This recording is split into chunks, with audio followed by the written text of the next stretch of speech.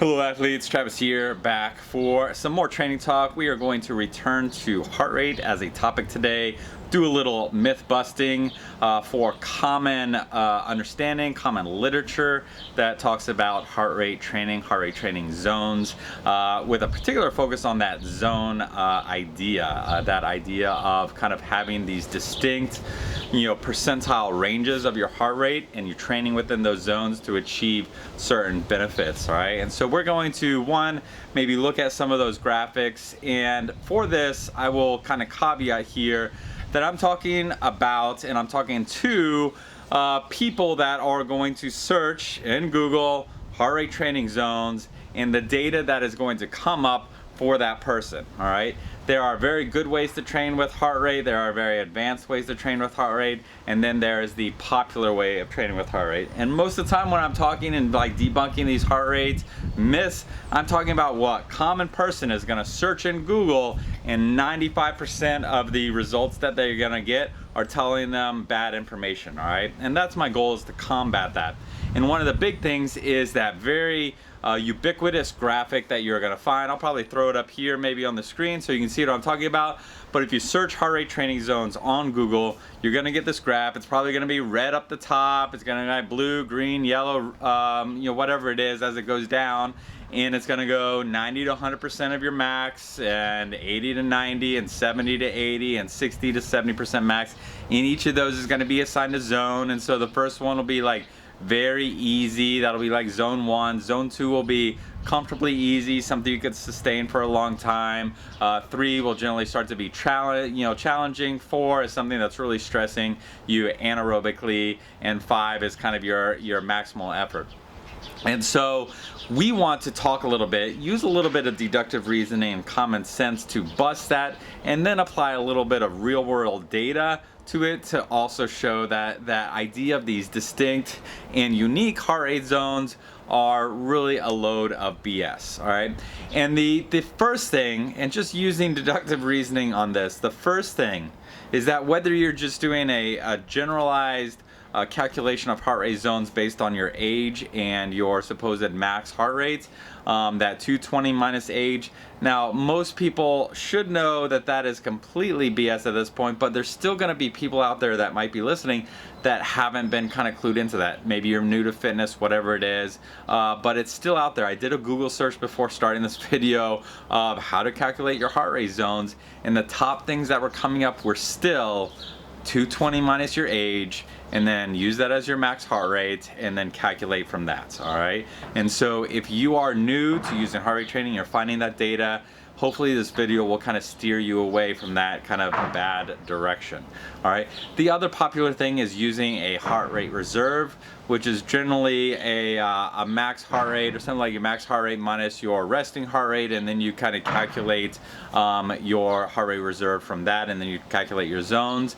That is also, is too simple, all right? And so this is where kind of little deductive reasoning is like there are 8-9 billion people on the planet with such various, there's such unique body types and fitness levels and health levels, and just the idea that you can take a simple mathematical formula and apply that to everyone within that population, or even 10% of that population. Even if you apply it to 1 billion people, and you're all gonna have accurate results. There's just so much absurdity in that. And I know that as human beings, we crave simplicity and we crave patterns, all right? Certainly when we're facing training, which is a complex scenario, a complex system, a complex method, just that kind of, that grasp of possibility that you could just have a simple little calculator to make things easier on you.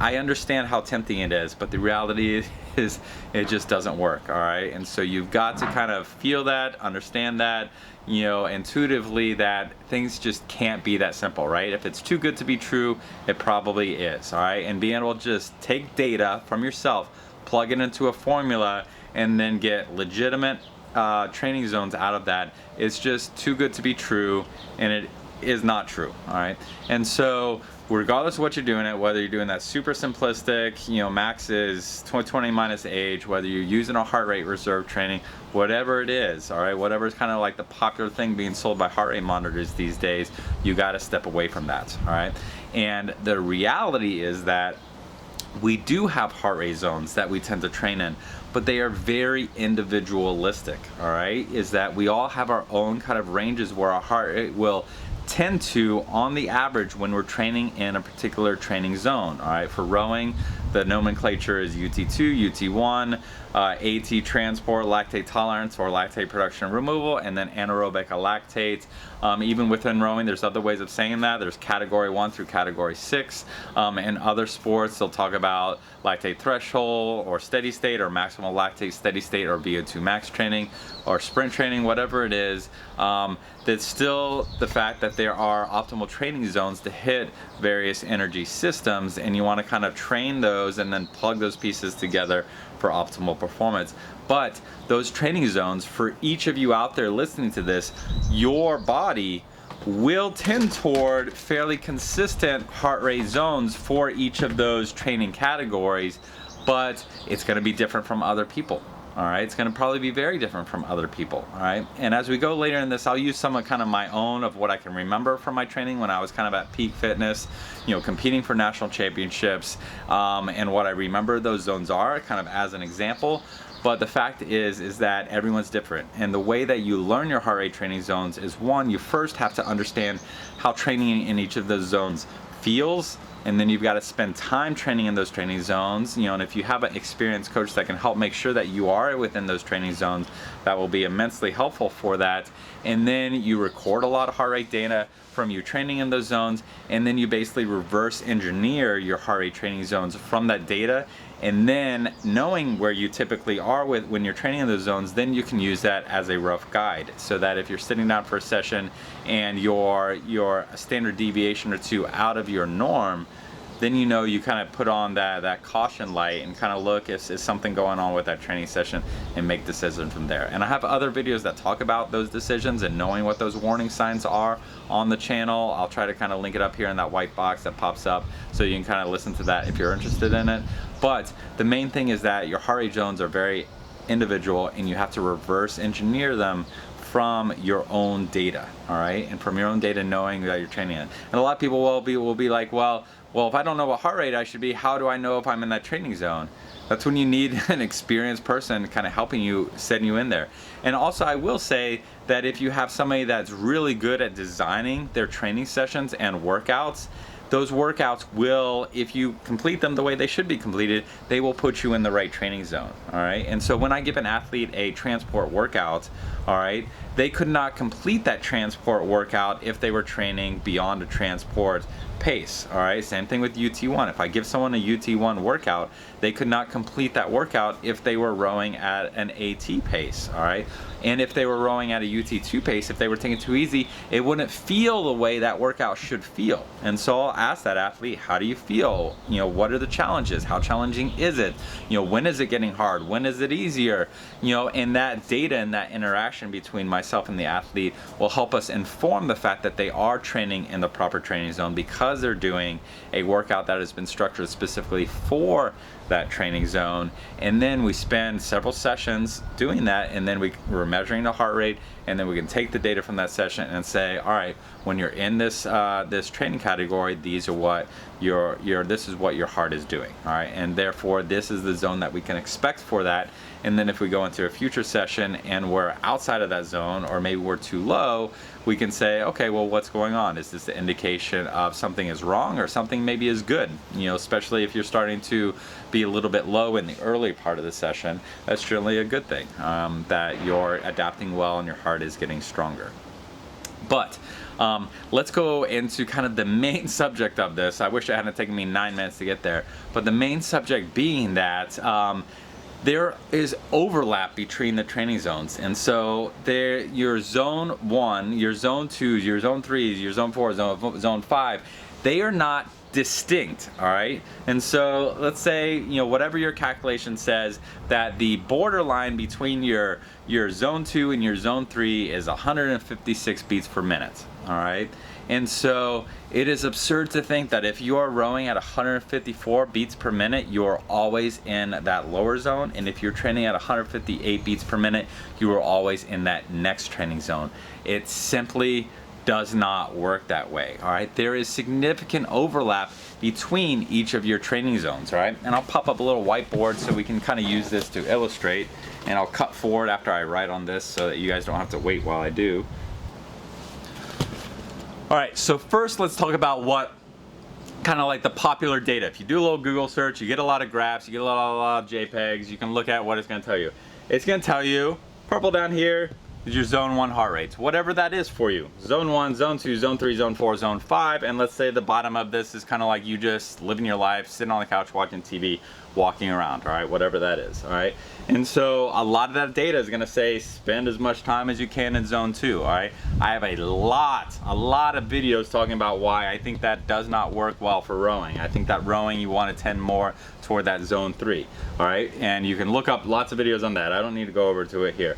But the fact is that there are distinct breaks in the line, and the information that's out there that's talking to you is saying if you're in this heart rate, you are training that training zone. If you're at that heart rate, you're training that training zone, etc. That is not true, all right? Let me take a moment and we'll write what is true. All right, so here's our example, all right? We have the very pretty common information, and we have something a little bit closer to reality, all right? And the first thing you'll notice is that this is very simple and clean. This is a lot harder to interpret, all right? You'll see that there is a significant overlap between a lot of these training zones, all right? If you are Polar or Garmin, this is very easy to sell. This is not very easy to sell, and that's why this is what you get sold, and this, the reality, is not what you get sold, all right? But this is how it works, all right? And so I don't know, I'm hoping that the colors kind of come out well on the video, but here, all right, is a UT2 training zone, all right? And you have cardiac drift that carries you within that training zone, all right? And then the next one, this blue, is your UT1.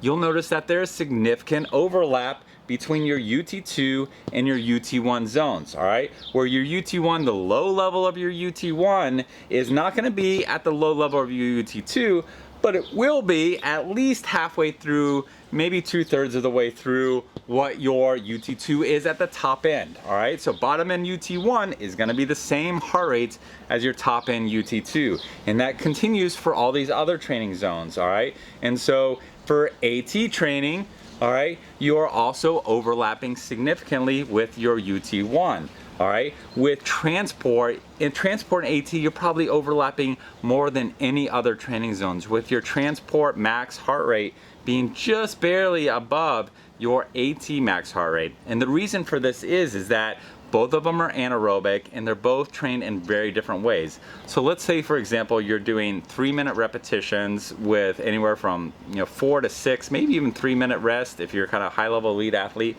for your transport session, and you're maybe doing 5 to 10 reps of that. All right, and then for AT, you're doing maybe 3,000 meter reps, something like that, 3 by 10 minutes, 4 by 10 minutes, maybe even 2 by 2K, something like that.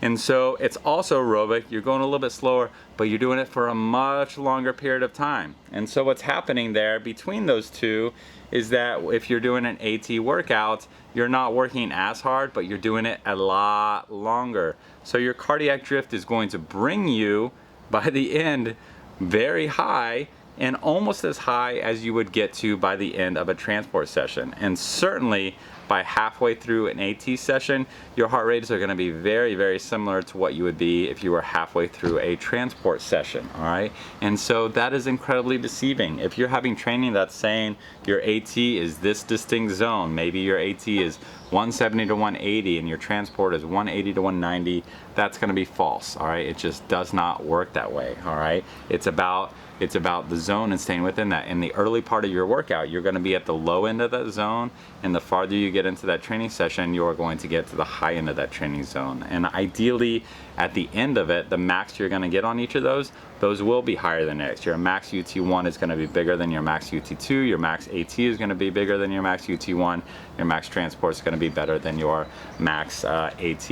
All right. And then if you bring in maximal kind of sprint training, all right, what they say is this kind of red one here. Sometimes you can do that training, you can do those efforts, and you're never going to get past an AT or even a transport max heart rate because it's so short. All right, you can't hold max effort for that long. So unless you're doing a workout which has you doing multiple reps, let's say you're doing 6 by 500 meters, max efforts, and relatively close to full rest in between. Those first couple 500 meter pieces, you're not going to get much higher than you would be for normal transport or AT workouts. It's only at the end of that training session where you've accumulated more fatigue and you've accumulated more lactates and more oxygen debt that you're going to start to see unique heart rates for that type of workout and for that type of training zone. All right, and so you want to kind of think about this in your training, and you also want to realize and set your training more based on your effort and what you can do for that session than what your heart rate is telling you. All right, and so the problem is with a lot of kind of these training plans out there that are just kind of cookie cutter, whether it's somebody selling cheap old training plans. If someone's selling you a cheap training plan for 20, 15 bucks, you know, whatever, then chances are it's worth that. All right, it's worth that. It's just something that they're going to send to everybody. It's very generic. It's not worth that money that you're paying. All right, and it's going to give you these workouts that supposedly somebody training for a national championship can use, and somebody who hasn't been working out at all and just bought an erg for the first time and wants some guidance on what to do, they're going to get that same training session, all right, or a similar training session, and that's very dangerous. All right, that's breaking one of the kind of cardinal tenets for me of coaching, which is to respect the time and ability of the individual. All right, and so you need workouts that are custom made for you, all right, for you within that training zone based on both your experience and your current fitness level.